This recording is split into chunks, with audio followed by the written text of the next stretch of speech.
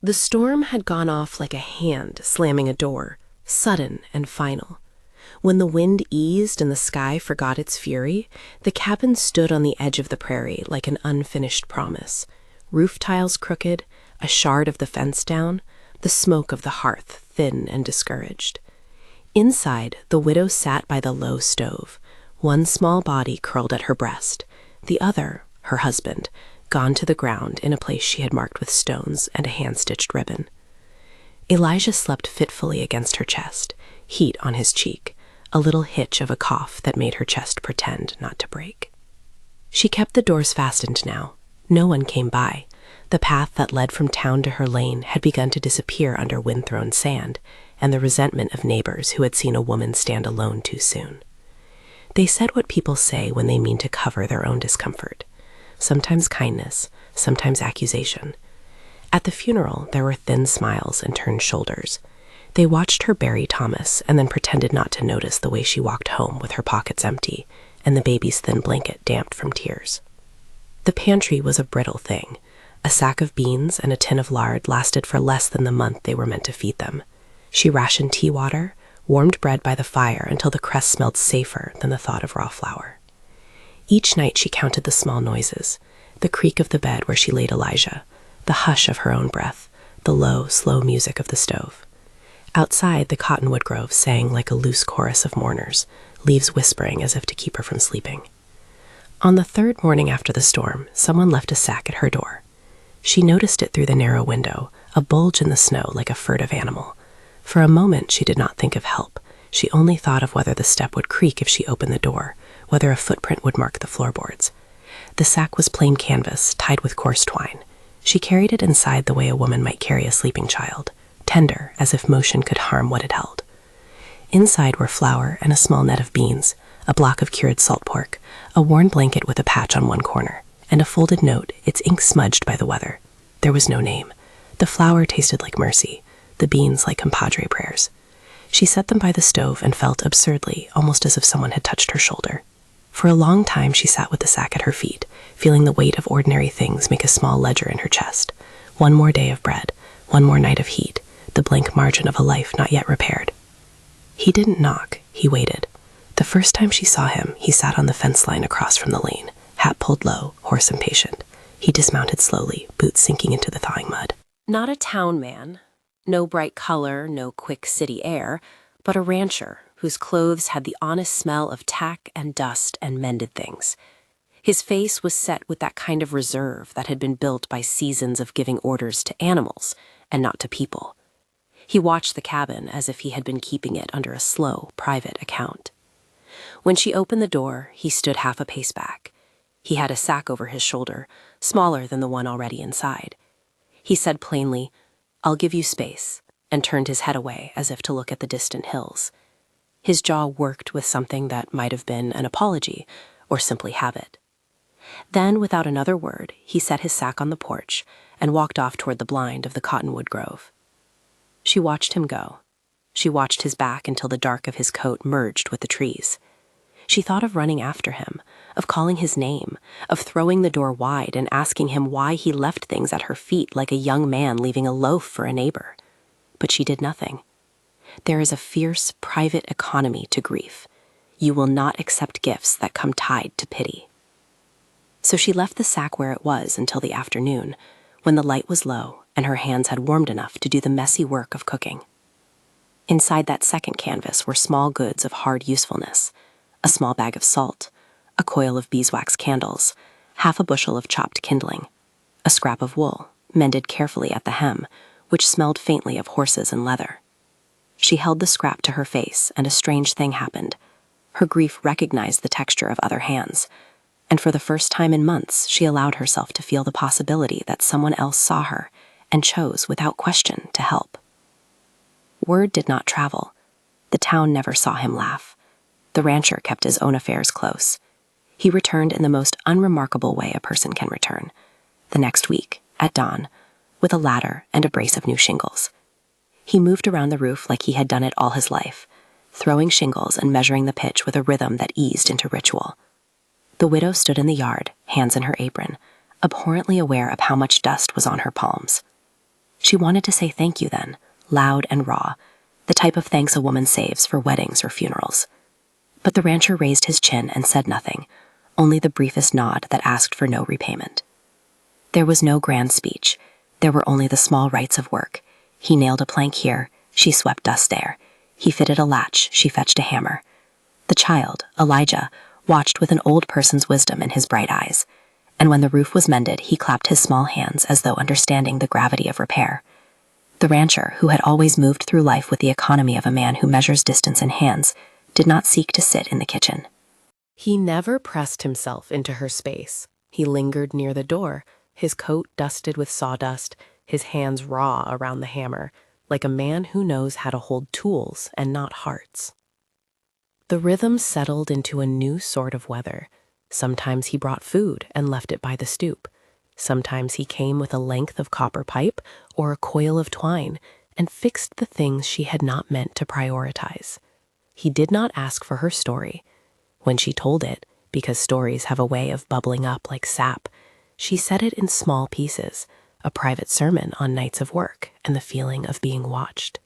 He would listen, knitting, not because he wanted the sorrow, but because he had been near enough to loss to understand its language. When he spoke of his past, it came out like something he was testing in air before letting it land. He spoke of fences broken by ranch hands and of calves that slipped through midnight, and of a sister he had watched marry on a bright day that tasted of dust. He never spoke of the trouble in town, and he never volunteered the story the town mouthed in hints that he had once been suspected of taking what was not his. There came a cold afternoon when the widow found him sitting on a log, a strip of cloth around his leg, his face pale in a way that made the wind feel nearer. He had been at the far pasture, she learned later, trying to help with a balky mare that had tangled in the fence. He had not asked for company, but the mare had panicked, and in the tangle he had come away with a deep cut that would not let him ride. He limped like a man carrying a secret. "You're bleeding," she said, in that simple voice that women use when they prefer practical things to bad news. "Aye," he said, "it will do." She unwrapped his leg by the lantern light, set warm water for the bath, boiled juniper and willow with the small degree of knowledge that had kept a family alive for generations. He accepted the wash with the humility of a man who lives with his body as a ledger of accidents. At night, he made the stove reach further with his own coal. He slept on a cot by the hearth because the road back to his horse would have been folly. In the close hours, with Elijah breathing like a mollified bell, the two of them existed under the same roof, not as neighbors, but as keepers of a single fragile current. In those long evenings, there were moments when words trailed off like threads. There were other times when the widow read aloud from the book she kept under her pillow, an old volume of prayers and poems Thomas had given her the year before he died. Its cover was creased, the spine held together with a strip of leather. One page always had the same worn line, "To Elijah, when you can read the stars." She would read slowly, tasting the letters as if they were the last fruit from a tree. Sometimes the rancher listened. Sometimes he sat near the window with his jaw tight, watching the dark gather in folds over the prairie. The evenings were not romantic in the novel sense. There were no candlelit declarations, only the stuttering of two lives learning to breathe without frightening the other. At first, she resented every gift as if it came stamped with obligation. Food can come with strings, an expectation that the receiver will be beholden, or that the giver will demand a later accounting. The widow had enough prudence in her to fear the ledger that undergirds so many kind things. She kept accounts in the hollow of her wrist, tallying pride against need. But kindness, when it comes in the shape of flour and mended seams, is not always a currency of demand. Sometimes it is a plank across a frozen bog. She learned to accept without surrendering herself. There were small intimacies. He learned how she liked the tea, weak, with a sliver of honey. She learned his favorite seat, and where he kept his hands when he thought of things he did not wish to say. The rancher taught Elijah how to find the blue beetle that lived under the porch planks, and how to mark the wind with a palm. Elijah taught both of them that some griefs answer to a child's laugh. The laugh was a small, incandescent truth that could unstick the tightness behind their jaws. Word of the anonymous help crept into town on the edges of conversation. It arrived like stray hay in the hem of a coat. People sniffed and made guesses. Some called it charity, some called it pride. A few called it the kind of thing a reclusive man might do simply because it suited his hands. It unsettled them because in that town, everyone liked to be sure of motives. The rancher became an easy subject for talk in the feed store or the post office. What did he want? Why did he not ask for thanks? They speculated on the man's past in the same slow, sure way of men who prefer to live inside the known corners of a map. She thought sometimes that the way the rancher turned away when he left the first sack was meant to save them both. Perhaps he had known the village voice would boil his act into rumor. Perhaps he had been practicing a gentleness that kept him from claiming a place in her grief. Or perhaps the act of turning away had been in his private ledger a kind of penance, an admission that he could not give his whole self without taking something in return. Whatever it was, the action did not diminish the meaning of what he did. The town could name it anything. In the cabin, the flower was just flower, and that was enough. One evening, toward the sag of late autumn, a man rode into the widow's yard that the widow had seen only in her mind and in the hard jokes of those at the tavern. He had the look of someone who measures loss differently than others. His hands were quick in a way that suggested negotiation and not repair. He did not approach like the rancher. He rode straight up the path and stopped, boot heels digging a small, careful hole in the earth. The widow stood in the doorway with Elijah at her breast, a blanket pulled around him that smelled of smoke and beeswax. The stranger's horse shifted its weight. He said, without preamble, "You're Mrs. Green." She did not correct him. Names have the weight of law in that country. Her mouth tasted of dust. Anger brushed it into a shape that would keep him from saying anything careless. "You have a guest who has been doing you favors," he continued. His voice was smooth like a coin. "That rancher, Samuel Beckett. Folks in town say he's been—" He let the sentence hang there with the measured cruelty of gossip. A heat she did not expect rose in her. "He leaves bread," she said. "He leaves shingles. He leaves things that keep Elijah warm." "He leaves things," the stranger repeated. "But he has been on the wrong side of people before. There are old debts and old accusations. Folks in town are talking." He paused, as if to watch her, to see what she would do with that knowledge now slung like a stone at her feet. She could have said, "It does not matter." She could have spat the town's talk with the same perhaps righteous spittle. Instead, she folded the blanket tighter around Elijah's shoulders and said, "We do what we must to keep a child from freezing." The man blinked, perhaps at the steel in her voice. He handed her a scrap of paper, stiff with official ink. "You might want to know," he said. He did not wait for thanks, and he did not offer his presence beyond the statement of fact. Then he turned his horse and rode back the way he had come, the sound of hoofbeats dwindling like a question that would not be answered. The paper smelled of the courthouse and of weather. It told her, in the dry and personal language of men who make law their business, that a claim had been reopened, that a past accusation would require a hearing. The name Samuel Beckett sat at the center of it like a small black shadow. There were dates she could not make useful and signatures she could not guess at. What the paper meant, in the blunt economy of life, was this: the man who had been helping them might soon be called into town to answer for something that could take him away. She pressed the paper to her chest, the way one presses a photograph. Elijah slept, a little weight against her wrist, the slow promise of a healthy night. She felt suddenly very thin, as if she had been a paper doll cut out by other people's decisions, and now held to the wind. If he were taken, she thought, everything would be difficult. If he were taken, the town's whisper would have made a law of what had been a kindness. At dusk, the rancher came back up the lane. He rode lighter this time, as if the horse carried only himself and the small fray of news. His face was the same as before, dry, a man who had not found many reasons to be seen. He dismounted carefully, boots making small crisp sounds on the porch step. He did not look at the paper in her hand until she showed it to him. He read it with the patience of a man who reads weather, slow and then again with an eye that tried to guess what would stick. He folded it without a word and put it into his coat. His fingers trembled slightly when he did this, a small human concession that betrayed the composed surface. "They'll call me to town," he said at last, "probably soon." She wanted to ask him questions. She wanted to ask about the past and about whether a man's debt could be wiped clean by a good winter or a good deed. But she felt now that the question had been asked at a time when answers were like splinters, dangerous to pull. Instead, she said, If you go, be careful on the road." He gave a dry laugh that had no mirth. "I do not plan to hide." He met her eyes with something that hovered on the verge of confession and then drew back. "But if I go, I will leave things in order." "You could go now," she said. "You could write straight to the courthouse and clear it up." "I know," he said, "but sometimes the thing you think will settle everything makes the town talk more. They like to see a man leave. They like to see a window closed." There was nothing heroic in what he said. It was calculus. It was caution and the kind of backward logic that men who have been misunderstood many times develop as armor. The widow felt frustration at the prudence, like a child might at a parent who refuses to be seen fighting.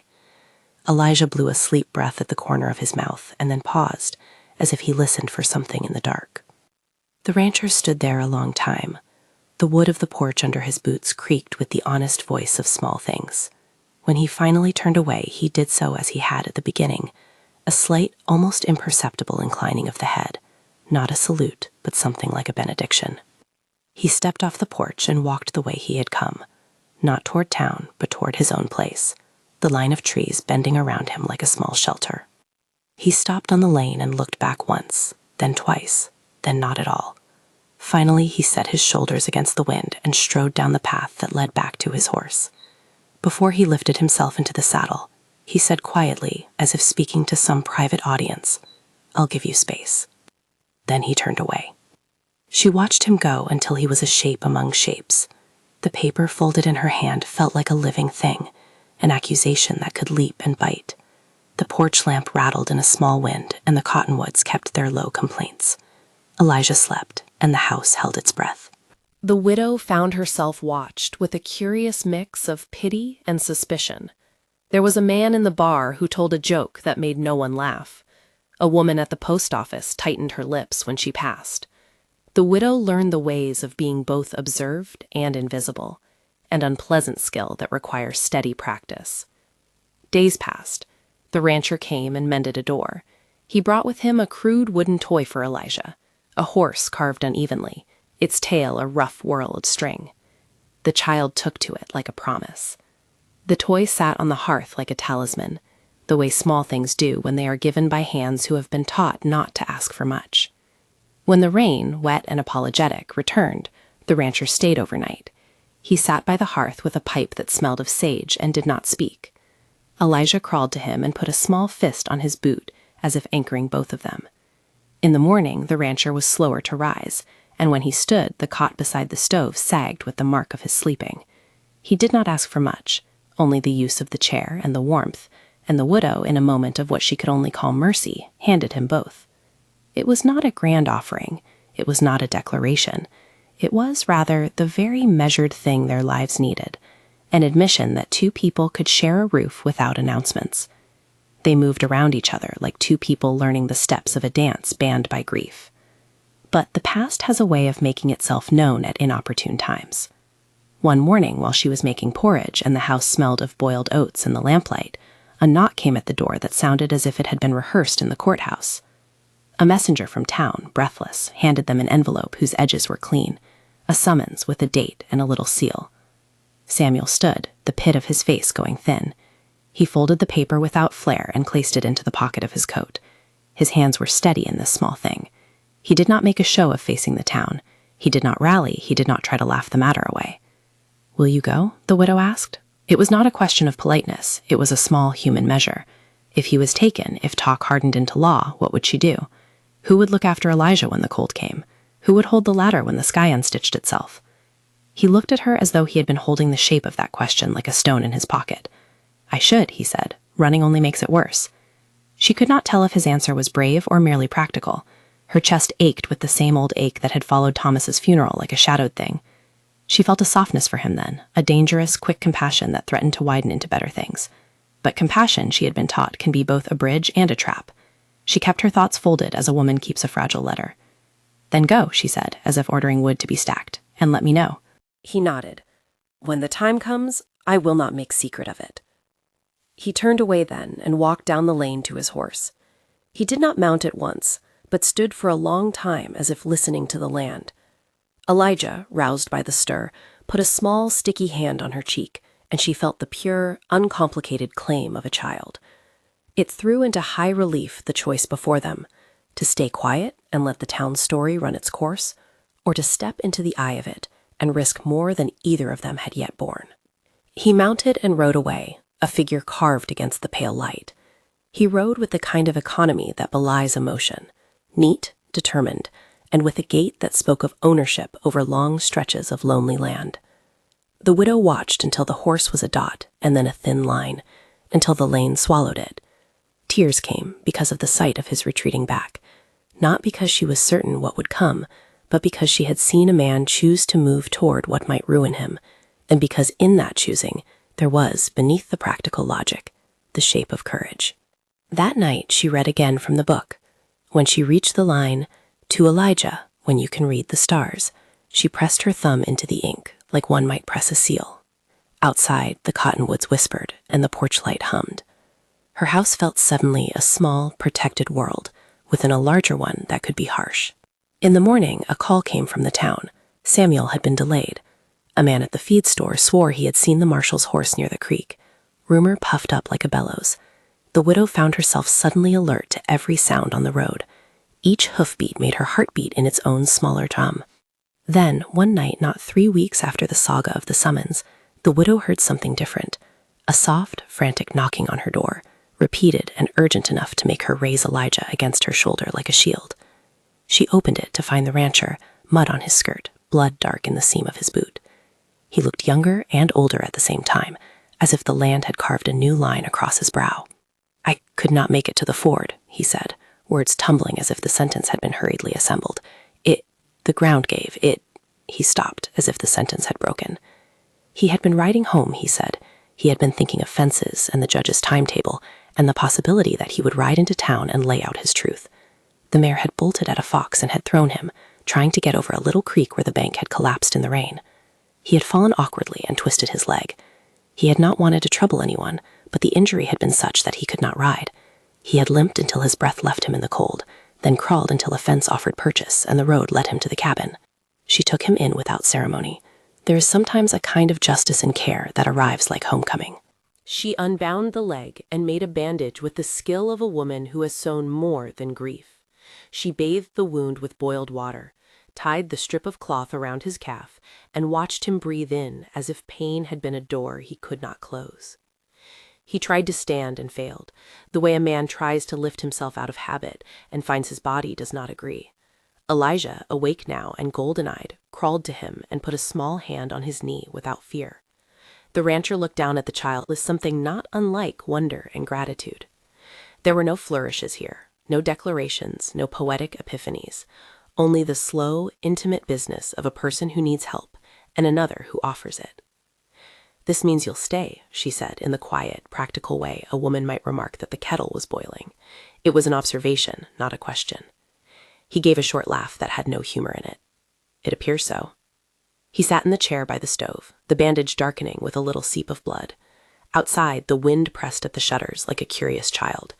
Inside, the house arranged itself around 3 breathing bodies, a man with a bound leg, a widow who would rather have been alone, and a child whose small presence made law and rumor less able to call the shots. At night, when the storm outside sounded like a thing that might pry the roof from the joists, the rancher watched the widow as if guarding the shape of her. He did not claim space in her bed. He did not put words into her mouth. He stayed by the hearth and mended a leather strap that had come loose on one of his saddles, the torchlight throwing his face in chiaroscuro shadows. There was no sudden flourish of belonging. There was instead the daily accounting. He fetched water, he sawed the wood, he spoke only the mechanics of an injured limb, but it was also, in its small way, a declaration. For a man accustomed to measuring distance, to sit under someone else's roof for the sake of the child of another was more radical than any speech. The town might read it differently when the news arrived. The widow might only allow herself to measure things by the count of her days. But in the quiet of the room, with the baby sleeping and the bandage drying, a seed of a different life took its first cautious hold. Outside, the apple tree at the edge of the yard creaked and shook a single red fruit that had survived the storms. It fell with the soft thump of a small miracle and landed near the porch steps. Elijah's toy horse lay beside it like a small sentinel. The rancher, who had been watching the tree for days, picked up the apple and rolled it in his hands as if unsure what kind of offering it was. He set it on the table between them like a coin placed on the altar of the ordinary. They ate the apple in silence, the sweetness moving through them like a soft reprimand. The town would gossip, the papers would speak their piece, and the court's work would come. But for the space of an afternoon, the roof held, the kettle sang, and a man tended a child who was not his by any law, but who, in the small economies of a prairie life, could rewrite the laws of both their hearts. When the evening closed in and the lantern threw circles of light on the wooden floor, the rancher walked to the door and looked out at the lane. He had been the one to leave sacks and then to say he would give space. He had turned away at the porch the first time, as if that posture could absolve him of the need to be seen. Now a different posture would be required of him, one that involved answering the summons and showing his face where the men in the bar told stories. He stood there for a long time, the light catching at the scar above his eye, the sound of Elijah's breathing in his ear. Behind him, the widow folded the blanket over the child's shoulders and watched the candle burn low. The house felt full of things that had not yet been named: obligation, gratitude, the slow knitting of trust. She pushed the worn book under her pillow, the line, "To Elijah when you can read the stars," resting where she could find it in the dark. The rancher turned back into the room. He looked at her, and in a way she had not expected, he made a small choice that surprised not because of its grandness, but because of its quiet.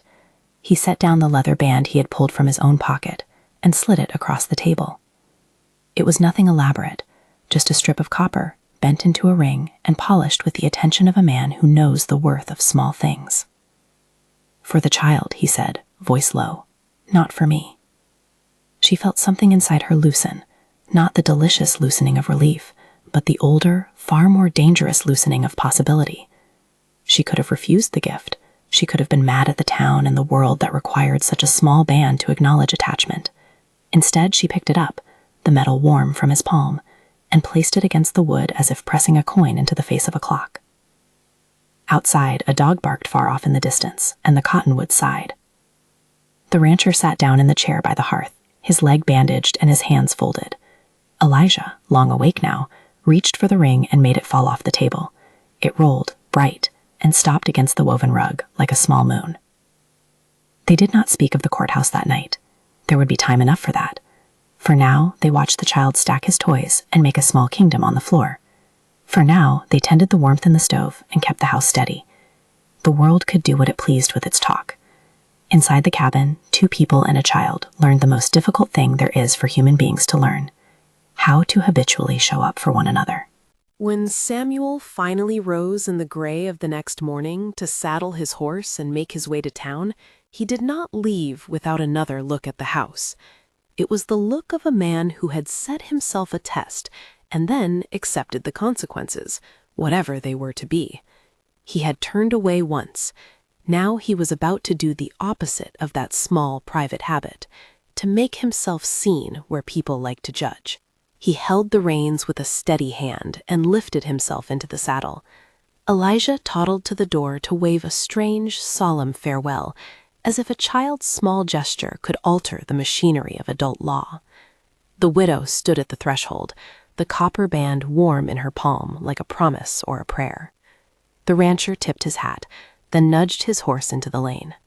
As he rode off, the lane seemed longer than before. The cottonwoods leaned, as if listening.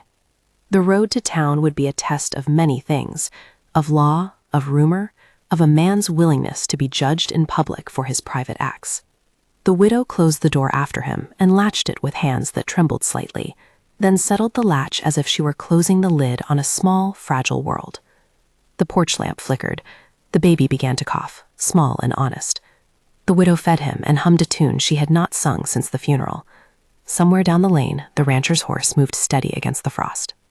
Later, when the sound of his horse had become a memory and a rumor had already begun in town, the widow sat at the table with the worn book open. She pressed her thumb to the inscription, "To Elijah," and thought of the man who had left sacks at her door and said he would give her Stace, and then did the opposite, in a way that no one in town would expect. She folded the page and slid the band into the pocket of Elijah's little coat, the copper warm through the cloth. Outside, the apple tree held the last of its leaves like a sentinel. Within the walls of the cabin, the slow business of repair continued. Wood was stacked, a kettle boiled, and a child slept with a small toy horse under his arm. The world beyond would soon demand an answer, and when that day came, the choices they made would be more than a private ledger. For now, they lived in the everyday. A house fixed against the weather, a child fed, a man who had decided to return to the scene of his own rumor. At noon, there was a knock on the door that sounded like a messenger. 2 men from town stood in the yard, one with a paper stuck into his coat, the other with a look that aged him by a decade. They came with the quiet gravity of people who have the authority to call a man into public reckoning. The widow felt her chest tighten. Elijah's small hand closed around a ribbon on his quilt. "Samuel Beckett?" the man with the paper asked. Inside, the rancher had not yet returned.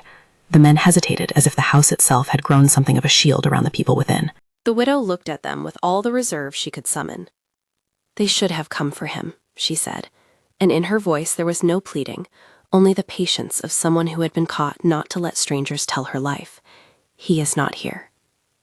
The man with the paper shoved the document into her hand like an accusation. "He will be here soon," he said. "He tends to his own business until he cannot. We have orders."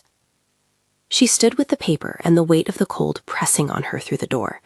She felt the world arrange itself into 2 lanes, the town's lane where law and talk go hand in hand, and the private lane of the house where 3 hearts kept their own time. The men left as if they had reaped nothing but a name and a shadow. When the afternoon leaned toward evening, the rancher returned on foot, his boot prints muddied and his face set with the business of things done, and said, he had decided, the town would whisper, either to face the law or to hide from it. The moment he stood in the yard, the porch lamp beginning to breathe light on the threshold, he had chosen something that made the small town mouths grind in anticipation. He stopped by the fence as if he were measuring the distance between the lane and the house. For a long beat, he stared at the cabin, and then turned his head toward the widow. The barnyard fell quiet as if the animals understood that human drama was an unfair thing on a winter's day. "I thought of leaving the sack and going on," he said, as if telling a private confession, "but I could not while a child needs warm hands." She could not name the feeling of that confession. It was not relief, and it was not fear. It was a hard, sober joy, edged in the knowledge that everything they made would be watched. He had turned away once. He had made a choice no one in town expected when he returned and made himself known, not as a rumor, but as a man who would stand where the world could see him. What remained to be seen was how the town would treat his courage, and how the widow and the child would weather what came next. The night closed in, thick and honest, and the porch lamp shone steady like a small promise. If this beginning grabbed you, subscribe to follow how one small choice reshaped their lives. He rode into town under a sky the color of ash, the horse's breath steaming in the cold like a promise that something living still answered the wind. News traveled faster than a man's feet in that place. The feed store and the post office were full of the kind of quiet observation that counts as conversation. Men looked up from their work and folded their questions into careful faces. Women at the market averted their eyes and then pretended not to. Samuel had expected this. He had expected to be measured by the yardstick of rumor and to find the town's patience narrow as a plow furrow. She did not go with him at first.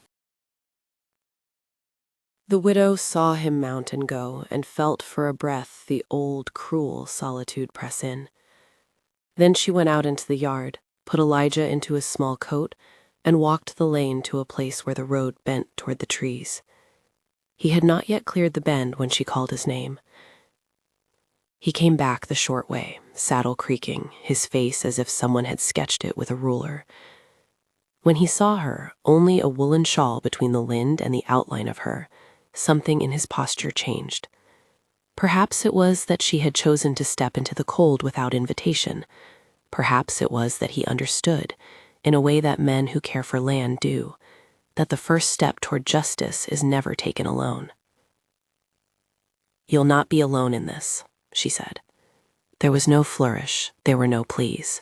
She folded both of her hands in the old way people fold them when they mean business. He looked at her as if at a horizon. "You would come?" "If you are going to stand, then I'm not going to leave you standing by yourself," she answered. Elijah peered out from beneath the shawl and offered the small solemnity of a child's wave. They rode together, the horse slow and sure. On the road they said little. The town loomed ahead with its familiar shapes, the courthouse's gray face, the barber's striped pole, the baker's window where bread steamed like consolation. People watched them come as if the sight of 2 figures approaching in deliberate companionship had unsettled a script they had been reading for years. In the courthouse, the room smelled of old paper and nervous hands. The marshal stood with his hat in his hand, and the clerk shuffled papers with a face that gave nothing away. The antagonist, the man who had first dropped the seeds of accusation in the widow's yard, sat near the back, polished boots and a jaw that moved in the way of men who repay inconvenience with accusation. He had prepared his part, a neat set of words, a slow readiness to speak. He had a witness or two who leaned toward rumor the way some people lean toward comfort. They were ready to stitch the story he sought to make whole. Samuel sat with his chin level and his fingers folded. The widow sat near him, cradling Elijah on her lap as if the baby's small roundness could keep some sort of wildness from getting into the air. She did not look for pity from the benches. She meant simply and fiercely to be present. Presence, in that court, had a weight heavier than some speeches. The proceedings were not theater. They were a slow, human thing. A man asked questions, a voice answered, a paper was read. The elder at the bar spoke of a transaction he had made that season. He testified that the cattle in question had been bought in a different market. Another farmer, called by the defense, spoke of a night when Samuel had come to help when the river rose and the fence had been claimed by water. He remembered the boyhood of a man who had lent him a hand without asking for thanks. There was no flourish of revelation, no dramatic confession at the threshold of the judge's bench. There were instead small courtesies of truth told in a plain way. Names, dates, the kind of memory that will not be bought into gossip. The antagonist's voice, once sharp, faltered under the steadier hum of those quieter testimonies. He had expected outrage, the quick piling on of a town hungry for certainty. But what the townsfolk heard that day was not a tidy, consumable scandal, but the messy, stubborn fact that people had seen Samuel do good without a ledger of motive. A woman who had once been helped by Samuel, whom he had not expected to show, rose and held to the oath with a hand that trembled and said simply, "He helped my boy when the fever came." The clerk's pen scratched. The judge, a man used to reading the weight of people's faces, leaned forward and watched the small details as if they were the grain of a plank waiting to tell its truth. There was a moment when speech turned the way a door will, and the room held its breath. The antagonist tried to force his story into a shape that would be accepted, but the edges would not meet. His claim depended on a seam the evidence did not allow. Men in the back shifted uneasily. An older farmer, a man who owed his life to Samuel's steadiness in one drought year, stood and without ceremony named what he knew. "He didn't take what you say," the man said. "I would have seen it. I saw him where he ought to have been." No one in that room was flawless. No testimony came without fault lines. But truth, when it is steady and told in the plainness of people who do not seek headlines, has an effect like thawing. It loosens the hold of what was frozen in suspicion. The judge folded his hands and, with the economy of a man who has spent his life separating story from fact, said that there was insufficient cause to carry the matter further. The charge was not shouted away with a triumphal cry. It was rather set down like a burden no longer theirs. Outside the courthouse, the wind was a reminder that the world still turned. Some in town nodded with the careful, slow change of men who are learning to measure another's worths. Others went on with their work, the same as ever. The widow stepped out into the air and breathed as if she were letting the cold rinse a fever from her lungs. Elijah gurgled and reached for a pocket where she'd tucked the copper band. The metal was warm against his fingers. Samuel did not stride out like a man come home to victory. He walked with the odd afterstep of someone who has had to stand and be counted. There were looks and there were not. Some in the crowd lowered their hats in a place where there had been whisper and suspicion. Others kept their faces like stone. But the hard, practical thing had been done. He had stood, and the town had, in its ordinary way, decided not to have him found guilty. They returned not as triumphant actors, but as two people who had chosen to meet a public reckoning and then walk past it into a smaller domestic world. The ride home was quiet. They spoke of small things, where the best wood was stacked, where to set the kettle, because after a momentous thing, the mind often wants the mundane. They both felt the tiredness that comes from standing while others judge. It is the tiredness of muscles held long in one position. The widow thought of Thomas for a breath, and then let the thought pass like a bird across the fields. Back at the cabin, the work that truly mattered took over. There is a different kind of repair that follows law: mending fences so that livestock will not stray, planting where future food might come, setting a roof so that the rain has no say in the warmth of a child's night. Samuel helped in the orchard, moving as if the labor itself could be a balm. They planted a small sapling near the porch, a clean young tree whose roots reached like a promise into the soil. The widow set her hands in the earth and felt, oddly, at home. He did not speak much of the trial. They had both said what needed saying in county squares. Instead, they set to the hay and the wood, the small, predictable work that stitches together days. Time bent then in the patient curve it takes when a season rolls. The wet months came and went, summer lay out like a wide neck, and the baby learned to stand, then to walk, his steps first uneven as a child and then sure. The apple tree they had set in the yard, small, pruned tenderly each week, began the following year to hold fruit. It was not a miracle, it was the reward of steady tending. The fruit was small and a little tart, but they aided with the pleasure of people who know what growth costs. There were neighbors who stopped by with meals and a hesitance that had only the surface of apology. Some came because they had seen the way Samuel had stood and had found themselves reconsidering the ledger of rumor. Others looked on, unchanged. But the rhythm of the cabin had shifted. Where there had been a silence that felt like exclusion, there was now a habit of doors open to one another.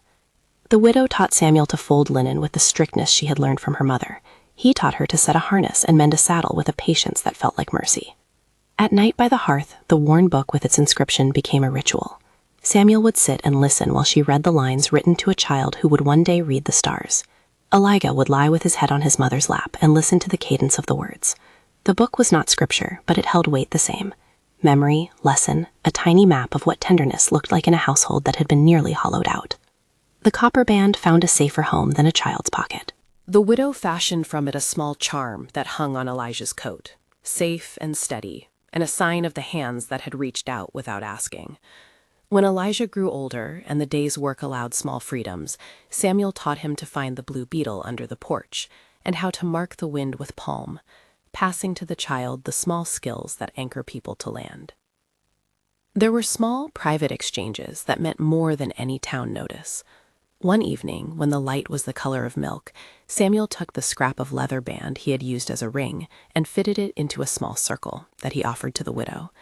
It was not a gesture meant to be read as a ceremony, but as a promise made in metal and touch. For keeping the house, he said, with that economy that made even offerings sound like work orders. She slipped it into her hand and felt the warmth of his palm, like a translation of the many small tasks they'd shared. Their romance, if that word was to be used at all, was not sudden. It was a tide that rose in tiny increments.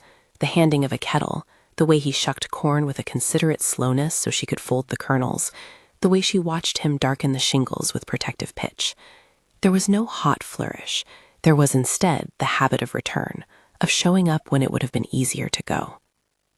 The town took its time altering the ledger of gossip into one of respect. Some men still muttered in the corners, but the sound of laughter from the cabin porch one summer evening tasted like a kind of victory. Occasionally, old wounds visited. There were nights when the widow caught herself listening for a step outside the door that no longer meant Samuel's. There were mornings when he woke with a shadow of accusation in his face, as if some small wound remained that law could not touch. They spoke little of those things. They repaired what they could and left the rest to the slow work of days. They knew that some things are not cured by a courthouse's decision. The work of trust takes longer than any judge's gavel. One autumn, after a harvest the size of which was modest but honest, the apple tree offered its first true crop, small fruit in a season that had known too many early snows. Elijah, taller now and with cheeks that had hardened into the color of the land, stood under the branches as Samuel climbed and picked, one by one, the red and gold. He handed one down to the widow, who took it and felt in the crispness of the skin, the cumulative sweetness of months of tending. "To eat and keep," Samuel said, and there was no grander phrasing in his voice than that. She bit into the apple and the taste was exactly as it should be, tart, honest, and full of the summer's work. Around them, the porch hummed with the small sounds of a household in order, the kettle, a chair scraped, the quiet footfalls of someone moving in the dark. In the yard, the children's toys lay in a small clump, the wooden horse with its string tail guarding the porch like an earnest sentinel. It was not everyone's story to go from suspicion to warmth, not all the town's corners unknotted, but in the house on the edge of the prairie, the measure of their world had changed. They had found an easy way to sit in the same room without fear. They had learned that gratitude need not be humiliating, and that mercy, when given without the demand for repayment, can root a life. The final marker of their slow reordering came not as a grand event, but as a night like any other.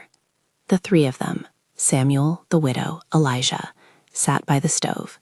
A lamp threw an oval of light on the wooden floor.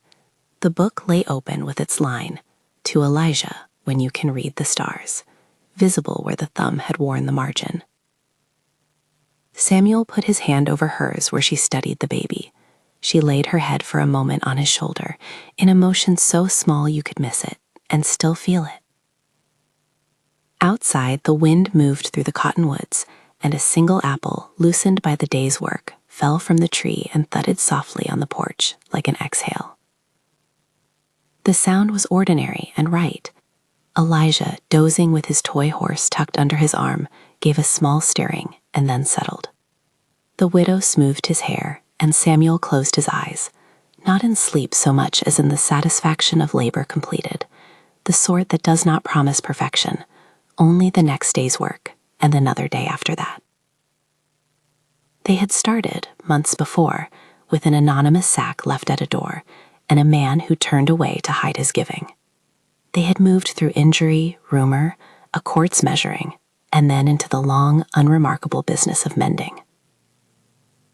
His choice in the end was not a flash of heroism, but a repeated set of small, brave acts to show himself where the town could see, to lie awake when suspicion gnawed, to return to a house that was not yet a home, and to make it one. No one in town expected him to do much more than what he had, to be a man who did what needed doing. But he chose something else too. He chose to be present and to build beside a woman who had every reason to remain alone. That choice surprised them, not because it was a single grand gesture, but because it repeated itself in the ordinary, in collected wood, in mended roofs, in apples shared at dusk. The lamp guttered low and then steadied. The house held its small warmth against the night. The three of them, in the honest, stubborn way of those who know what it is to lose and what it is to hold, fell into sleep with the world outside still speaking its murmurs. Inside, for all its fractures, life had gained a new seam, where love, quiet, practical, unflashy, would hold. If this story warmed you, share it with someone who needs to be reminded that small kindnesses can change everything.